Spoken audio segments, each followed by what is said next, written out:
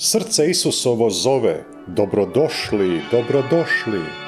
Evo nam 23. u mjesecu i redovita sveta misa za dobročinitelje Bazilike u nedjelju 23. kolovoza u 19 sati, ulaz Palmotićeva 31. Naša zaklada za obnovu Bazilike Srca Isusova i izgradnju pastoralnog centra sjeća se rođendana Ana Marije Carević, koji je bio 10. ovoga mjeseca.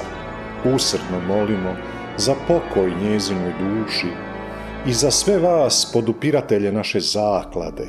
Zahvaljujemo Bogu i svima vama što radovi napreduju.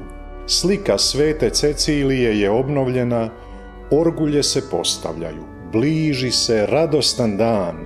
Dobro nam došli, nedjelja 23. kolovoza u 19 sati, Palmotićeva 31.